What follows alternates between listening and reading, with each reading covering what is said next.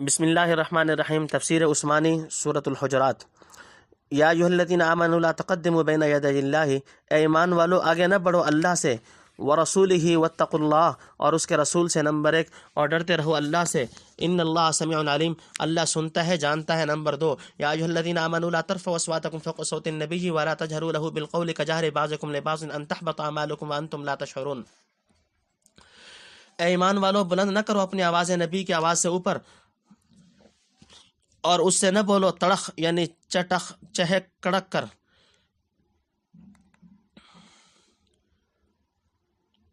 کجہر بعضکم لبعض ان تحبط اعمالکم، جیسے تڑختے ہو ایک دوسرے پر کہیں اکارت نہ ہو جائے تمہارے کام، وانتم لا تشعرون، اور تمہیں خبر بھی نہ ہو۔ نمبر 3، ان الذين يغضون اصواتهم عند رسول الله اولئك الذين امتحن الله قلوبهم للتقوى، جو لوگ دبی آواز سے بولتے ہیں رسول اللہ کے پاس، وہی ہیں جن کے دلوں کو جانچ لیا اللہ نے ادب کے واسطے۔ نمبر 4، لهم مغفرۃ واجر عظیم، ان کے لیے معافی اور ثواب بڑا۔ نمبر 5، ان الذين ينادونك من وراء الحجرات اکثرهم لا يعقلون، جو لوگ پکارتے ہیں تجھ کو دیوار کے پیچھے یعنی باہر سے، وہ اکثر عقل نہیں رکھتے۔ ولو انهم صبروا حتى تخرج، اگر وہ صبر کرتے یہاں تک کہ جب تک یعنی یہاں تک کہ تو نکلتا۔ تفسیر نمبر 1، حضرت صلی اللہ علیہ وسلم کے آداب حقوق، یعنی جس معاملہ میں اللہ اور رسول کی طرف سے حکم ملنے کی توقع ہو، اس کا فیصلہ پہلے ہی سے آگے بڑھ کر اپنے رائے سے کر نہ بیٹھو، بلکہ حکم الہی کا انتظار کرو۔ جس وقت پیغمبر علیہ الصلوۃ والسلام کچھ ارشاد فرمائے، خاموشی سے کان لگا کر سنو، ان کے بولنے سے پہلے خود بولنے کی جرت نہ کرو۔ جو حکم ادھر سے ملے اس پر بے چون چرا اور بلا پس و پیش عامل بن جاؤ۔ اپنے اغراض، احوا اور آرا کو ان کے احکام پر مقدم نہ رکھو، بلکہ اپنی خواہشات و جذبات کو احکام سماوی کے تابع بناؤ۔ تنبیہ، اس صورت میں مسلمانوں کو نبی کریم صلی اللہ علیہ وسلم کے آداب و حقوق اور اپنے بھائی مسلمانوں کے ساتھ برادرانہ تعلقات قائم رکھنے کے طریقے سکھلائے ہیں، اور یہ کہ مسلمانوں کے جماعتی نظام کن اصول پر کاربند ہونے سے مضبوط و مستحکم رہ سکتا ہے، اور کبھی اس میں خرابی اور اختلال پیدا ہو تو اس کا علاج کیا ہے۔ تجربہ شاہد ہے کہ بیشتر نزاعات و مناقشات خودرائی اور غرض پرستی کے ماتحت وقوع پذیر ہوتے ہیں، جن کا واحد علاج یہ ہے کہ مسلمان اپنی شخصی رائوں اور غرضوں کو کسی ایک بلند معیار کے تابع کر دیں۔ ظاہر ہے کہ اللہ اور رسول کے ارشادات سے بلند کوئی معیار نہیں ہو سکتا۔ ایسا کرنے میں خواہ وقتی اور عارضی طور پر کتنی ہی تکلیف اٹھانا پڑے، لیکن اس کا آخری انجام یقینی طور پر دارین کی سرخروئی اور کامیابی ہے۔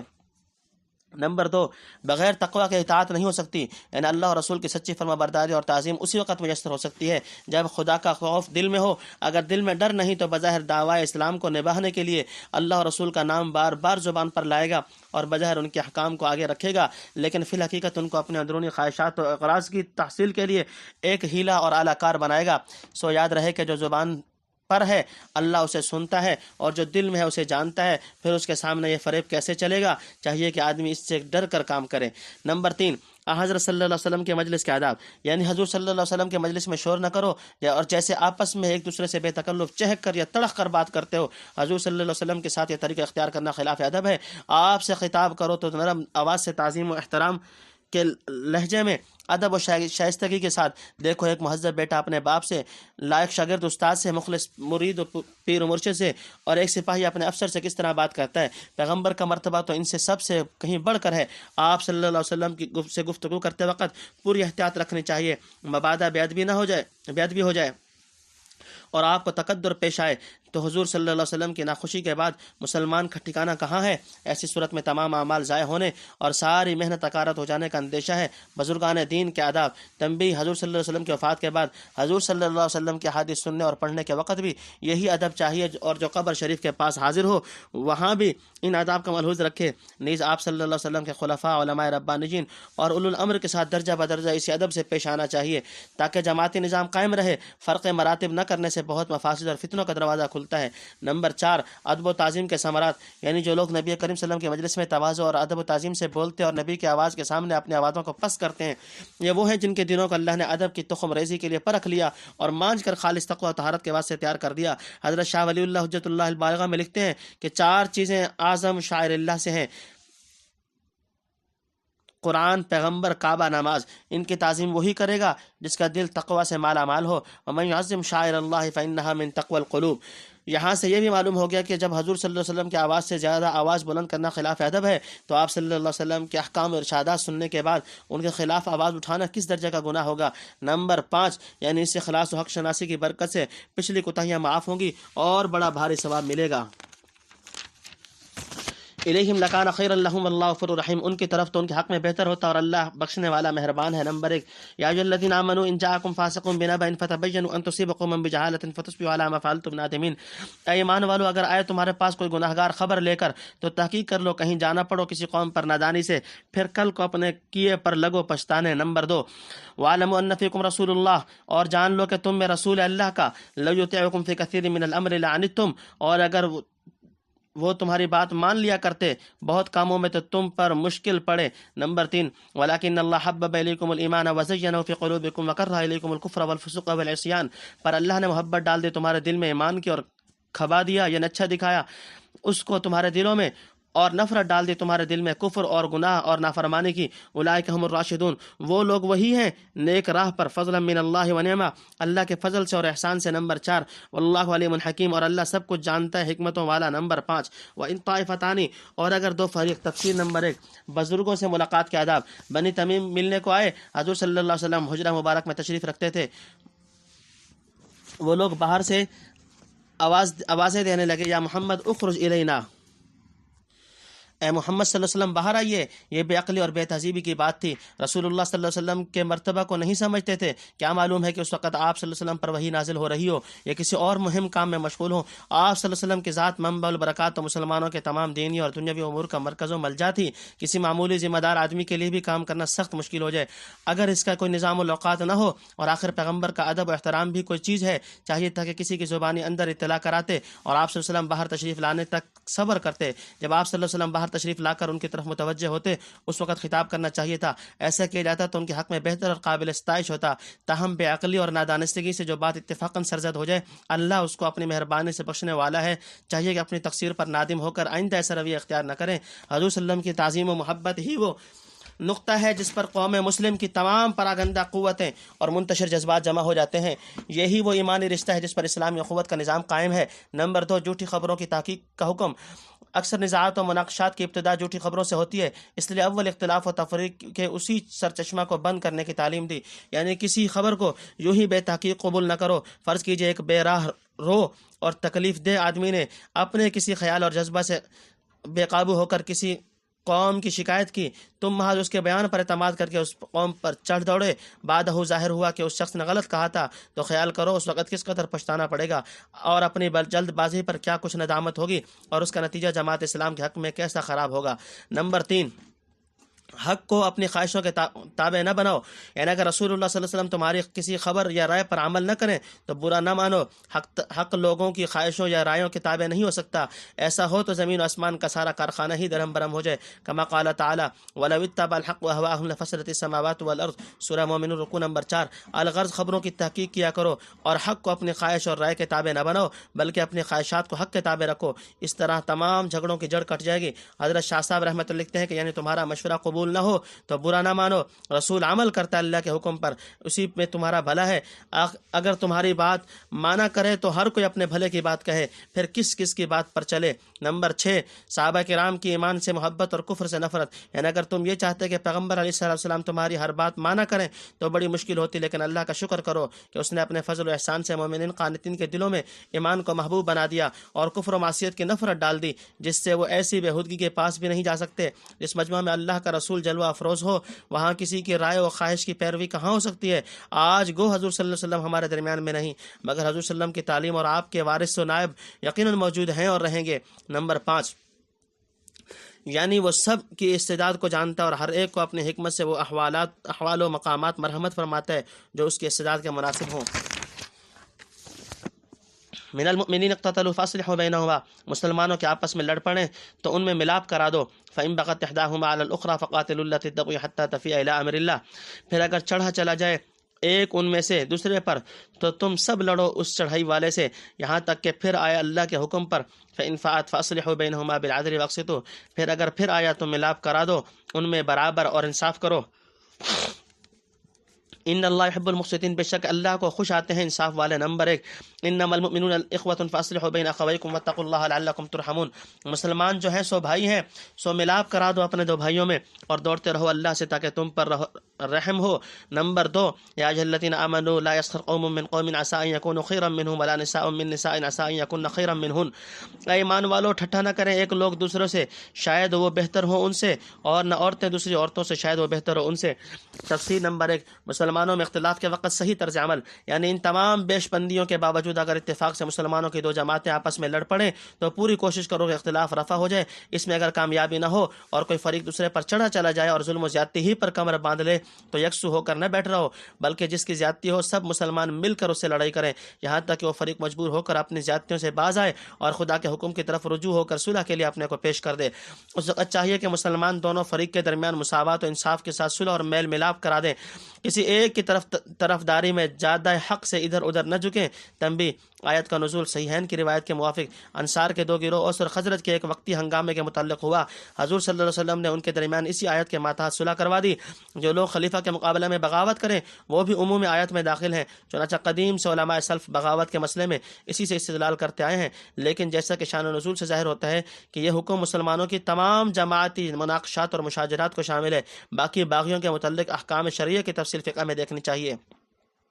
نمبر 2، مسلمان آپس میں بھائی ہیں، یعنی صلح اور جنگ کی ہر ایک حالت میں یہ ملحوظ رہے کہ دو بھائیوں کی لڑائی میں یا دو بھائیوں کی مصالحت ہے، دشمنوں اور کافروں کی طرح برتاؤ نہ کیا جائے۔ جب دو بھائی آپس میں ٹکرا جائیں تو یوں ہی ان کے حال پر نہ چھوڑ دو، بلکہ اصلاح ذات البین کی پوری کوشش کرو، اور ایسی کوشش کرتے وقت خدا سے ڈرتے رہو کہ کسی کی بے جا طرفداری یا انتقامی جذبہ سے کام لینے کی نوبت آئے۔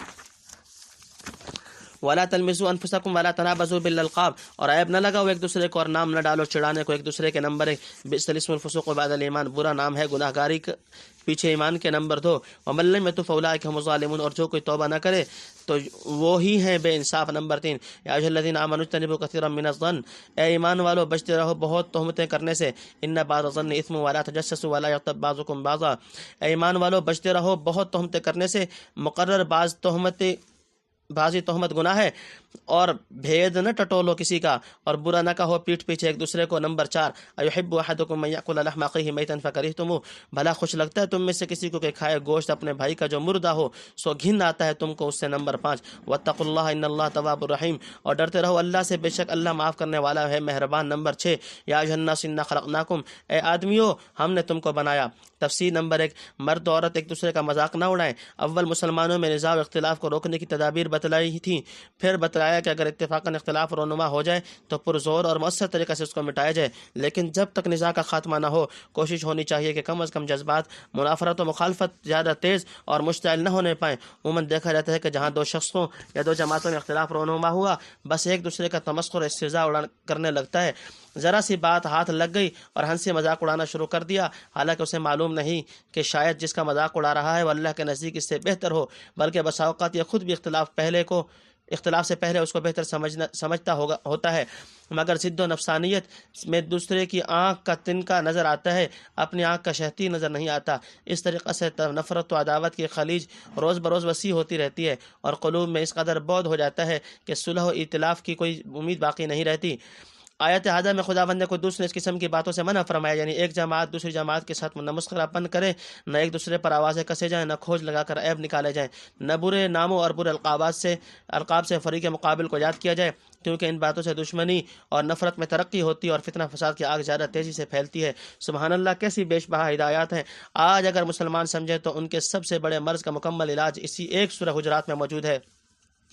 نمبر 2، برے القاب سے نہ پکارو، یعنی کسی کو برا نام ڈالنے سے جو آدمی خود گناہ گار ہوتا ہے اسے تو واقع میں عیب لگایا نہ لگا، لیکن اس کا نام بد تہذیب، فاسق، گناہ گار اور مردم آزاد پڑ گیا۔ خیال کرو مومن کے بہترین لقب کے بعد یہ نام کیا اچھے معلوم ہوتے ہیں، یا یہ مطلب کہ جب ایک شخص ایمان لا چکا اور مسلمان ہو گیا اس کو مسلمانی سے پہلے کی باتوں پر تان دینا یا اس وقت کے بدترین القاب سے یاد کرنا، مثلا یہودی یا نصرانی وغیرہ کہہ کر پکارنا نہایت مذموم حرکت ہے۔ اسی طرح جو شخص کسی عیب میں مبتلا ہو اور وہ اس کے اختیاری نہ ہو یا ایک گناہ سے فرض کیجئے توبہ کر چکا ہے، چڑھانے کے لیے اس کا ذکر کرنا بھی جائز نہیں۔ نمبر 3، توبہ کی سہولت، یعنی جو پہلے ہو چکا اب توبہ کر لو۔ اگر یہ احکام و ہدایت سننے کے بعد بھی ان جرائم سے توبہ نہ کی تو اللہ کے نزدیک اصلی ظالم یہی ہوں گے۔ نمبر 4، بدگمانی اور غیبت کی ممانعت، یعنی اختلاف و تفریق باہمی کے بڑھانے میں ان امور کو خصوصیت سے دخل ہے۔ ایک فریق دوسرے فریق سے ایسا بدگماں ہو جاتا ہے کہ حسن زن کی کوئی گنجائش نہیں چھوڑتا، مخالفت کی کوئی بات ہو اس کا محل اپنے خلاف نکال لیتا ہے، اس کی بات میں ہزار احتمال بھلائی کے ہوں، صرف ایک پہلو برائی کا نکلتا ہو اور ہمیشہ اس کی طبیعت برے پہلو کی طرف چلے گی، اور اسی برے اور کمزور پہلو کو قطعی اور یقینی قرار دے کر فریق مقابل تہمت اور الزام لگانا شروع کر دے گا۔ پھر نہ صرف یہی ایک بات حسب اتفاق پہنچ گئی، بدگمانی سے اس کو غلط معنی پہنا دیے گئے، نہیں اس جستجو میں رہتا ہے کہ دوسری طرف کے اندرونی بھید معلوم ہو جس پر ہم خوب حاشیے چڑھائیں اور اس کی غیبت سے اپنے مجلس گرم رکھیں۔ ان تمام خرافات سے قرآن کریم منع کرتا ہے۔ اگر مسلمان اس پر عمل کریں تو جو اختلافات بدقسمتی سے پیش آ جاتے ہیں وہ اپنے حد سے آگے نہ بڑھیں اور ان کا ضرر بہت محدود ہو جائے، بلکہ چند روز میں نفسانی اختلافات کا نام و نشان باقی نہ رہے۔ حضرت شاہ صاحب رحمۃ اللہ علیہ لکھتے ہیں کہ الزام لگانا اور بھیڑ ٹٹولنا اور پیٹھ پیچھے برا کہنا کسی جگہ بہتر نہیں، مگر جہاں اس میں کچھ دین کا فائدہ ہو اور نفسانیت کی غرض نہ ہو وہاں اجازت ہے، جیسے رجال حدیث کی نسبت ائمہ جرح و تعدیل کا معمول رہا ہے، کیونکہ اس کے بدون دین کو محفوظ رہنا محال تھا۔ نمبر 5، عمل غیبت کا گھنونا پن، یعنی مسلمان بھائی کو غیبت کرنا ایسا گندا اور گھنونا کام ہے جیسے کوئی اپنے مرے ہوئے بھائی کا گوشت نوچ نوچ کر کھائے۔ کیا اس کو کوئی انسان پسند کرے گا؟ بس سمجھ لو غیبت اس سے زیادہ شنی حرکت ہے۔ نمبر 6، یعنی ان نصیحت پر کاربند وہی ہوگا جس کے دل میں خدا کا ڈر ہو، یہ نہیں تو کچھ نہیں۔ چاہیے کہ ایمان و اسلام کا دعویٰ رکھنے والے واقعی طور پر اس خداوند قہار کے غضب سے ڈریں اور ایسی ناشائستہ حرکتوں کے قریب نہ جائیں۔ اگر پہلے کچھ غلطیاں اور کمزوریاں سرزد ہوئی ہیں اللہ کے سامنے صدق دل سے توبہ کریں، وہ اپنی مہربانی سے معاف فرما دے گا۔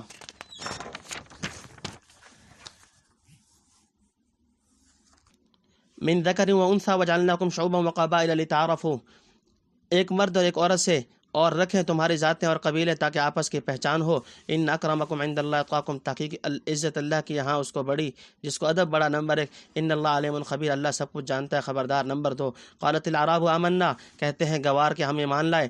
قل لم تؤمنوا ولکن قولوا اسلمنا ولما يدخل الايمان في قلوبكم، تو کہہ تم ایمان نہیں لائے پر تم کہو کہ ہم مسلمان ہوئے اور ابھی نہیں گھسا ایمان تمہارے دلوں میں۔ نمبر 3، وَإِن تُطِيعُوا اللَّهَ وَرَسُولَهُ لَا يَلِتْكُم مِّنْ أَعْمَالِكُمْ شَيْئًا، اور اگر حکم پر چلو گے اللہ کے اور اس کے رسول کے، کاٹ یعنی کتر نہ لے گا تمہارے کاموں میں سے کچھ۔ ان اللہ غفور رحیم، اللہ بخشتا ہے مہربان ہے۔ نمبر 4، انما المؤمنون الذين آمنوا بالله ورسوله ثم لم يرتابوا وجاهدوا باموالهم وانفسهم في سبيل الله، ایمان والے وہ لوگ ہیں جو ایمان لائے اللہ پر، اللہ اور اس کے رسول پر، پھر شبہ نہ لائے اور لڑے اللہ کی راہ میں اپنے مال اور اپنی جان سے۔ اولئک، وہ لوگ جو ہیں۔ تفسیر نمبر 1، خاندانی اور نسبی اختلافات کی حقیقت۔ اکثر غیبت، طعن و تشنیع اور عیب جوئی کا منشا کبر ہوتا ہے۔ آدمی اپنے کو بڑا اور دوسرے کو حقیر سمجھتا ہے۔ اس کو بتلاتے ہیں کہ اصل میں انسان کا بڑا، چھوٹا یا معزز و حقیر ہونا ذات پات اور خاندان نسب سے تعلق نہیں رکھتا، اسلام کی فضیلت کا معیار، بلکہ جو شخص جس قدر نیک خصلت، مؤدب اور پرہیزگار ہو اس قدر اللہ کے ہاں معزز و مکرم ہے۔ نسب کی حقیقت تو یہ ہے کہ سارے آدمی ایک مرد اور ایک عورت یعنی آدم و حوا علیہ السلام کی اولاد ہیں۔ شیخ، سید، مغل، پٹھان اور صدیقی، فاروقی، عثمانی، انصاری سب کا سلسلہ آدم و حوا پر منتہی ہوتا ہے۔ یہ ذاتیں اور خاندان اللہ تعالیٰ نے محض تعارف اور شناخت کے لیے مقرر کیے ہیں۔ بلا شبہ جس کو حق تعالیٰ کسی شریف اور بزرگ معزز گھرانے میں پیدا کر دے وہ ایک موہوب شرف ہے، جیسے کسی کو خوبصورت بنا دیا جائے، لیکن یہ چیز ناز اور فخر کرنے کے لائق نہیں کہ اسی کو معیار کمال اور فضیلت کا ٹھہرا لیا جائے اور دوسروں کو حقیر سمجھا جائے۔ ہاں، شکر کرنا چاہیے کہ اس نے بلا اختیار و کسب ہم کو یہ نعمت مرحمت فرمائی۔ شکر میں یہ بھی داخل ہے کہ غرور و تفاخر سے باز رہے اور اس نعمت کو کمینہ اخلاق اور بری خصلتوں سے خراب نہ ہونے دے۔ بہرحال مجد و شرف اور فضیلت و عزت کا اصلی معیار نسب نہیں، تقوی و طہارت ہے، اور متقی آدمی دوسروں کو حقیر کب سمجھے گا؟ نمبر 2، یعنی تقوی اور ادب اصل میں دل سے ہے۔ اللہ ہی کو خبر ہے کہ جو شخص ظاہر میں متقی اور مؤدب نظر آتا ہے وہ واقع میں کیسا ہے اور آئندہ کیسے رہے گا۔ انما العبرۃ للخواتیم۔ نمبر 3، ایمان و اسلام کا فرق۔ یہاں یہ بتلاتے ہیں کہ ایمان و یقین جب پوری طرح دل میں راسخ ہو جائے اور جڑ پکڑ لے اور اس وقت غیبت اور عیب جوئی وغیرہ کی خصلتیں آدمی سے دور ہو جاتی ہیں۔ جو شخص دوسروں کے عیب ڈھونڈے اور آزار پہنچانے میں مبتلا ہو سمجھ لو کہ ابھی تک ایمان اس کے دل میں پوری طرح پیوست نہیں ہوا۔ ایک حدیث میں ہے، یا معاشر من آمن بلسانہ ولم یفض الایمان الی قلبہ لا تغتابوا المسلمین ولا تتبعوا عوراتہم الی آخر ابن کثیر۔ حضرت شاہ صاحب رحمۃ اللہ لکھتے ہیں کہ ایک کہتا ہے کہ ہم مسلمان ہیں یعنی دین مسلمانی ہم نے قبول کیا، اس کا مذاقہ نہیں، اور ایک کہتا ہے کہ ہم کو پورا یقین ہے۔ جو پورا یقین ہے تو اس کے آثار کہاں؟ جس کو واقعی پورا یقین حاصل ہو تو وہ ایسے دعوے کرنے سے ڈرتا ہے اور شرماتا ہے۔ تنبیہ، اس آیت سے ایمان و اسلام کا فرق ظاہر ہوتا ہے۔ اور یہی بات حدیث جبرائیل وغیرہ سے ثابت ہوئی ہے۔ ہم نے شرح صحیح مسلم میں اس موضوع پر کافی بات کیا، یہاں تفصیل کا موقع نہیں۔ نمبر 4، یعنی اب بھی اگر فرما برداری کا راستہ اختیار کرو گے تو پچھلی کمزوریوں کی وجہ سے تمہارے کسی عمل کے ثواب میں کمی نہ کرے گا۔ ہم الصادقون، وہی ہیں سچے۔ نمبر 1، قل تعلمون اللہ بدینکم، تو کہہ کیا تم جتلاتے ہو اللہ کو اپنی دینداری؟ واللہ یعلم ما فی السماوات وما فی الارض، اور اللہ کو تو خبر ہے جو کچھ آسمانوں میں اور زمین میں۔ واللہ بکل شیء علیم، اور اللہ ہر چیز کو جانتا ہے۔ نمبر 2، یمنون علیک ان اسلموا، تجھ پر احسان رکھتے ہیں کہ مسلمان ہوئے۔ نمبر 3، قل لا تمنوا علی اسلامکم، تو کہ مجھ پر احسان نہ رکھو اپنے اسلام لانے کا۔ بل اللہ یمن علیکم ان ہداکم للایمان ان کنتم صادقین، بلکہ اللہ تم پر احسان رکھتا ہے کہ اس نے تم کو راہ دی ایمان کی اگر سچ کہو، یعنی کہتے ہو۔ نمبر 4، ان اللہ یعلم غیب السماوات والارض واللہ بصیر بما تعملون، اللہ جانتا ہے چھپے بھید آسمانوں کے اور زمین کے، اور اللہ دیکھتا ہے جو تم کرتے ہو۔ نمبر 5، تفسیر نمبر 1، یعنی سچے مومن کی شان یہ ہوتی ہے کہ اللہ اور رسول پر پختہ اعتقاد رکھتا ہو اور ان کی راہ میں ہر طرح جان و مال سے حاضر رہے۔ نمبر 2، یعنی اگر واقعی سچا دین اور پورا یقین تم کو حاصل ہے تو کہے سے کیا ہوگا، جس سے معاملہ ہے وہ آپ خبردار ہے۔ نمبر 3، اعراب کا احسان جتانا، بعض گوار آ کر کہتے تھے کہ دیکھیے ہم تو بدون لڑے بھیڑے مسلمان ہو گئے، گویا احسان جتلاتے تھے کہ اس کا جواب آگے دیتے ہیں۔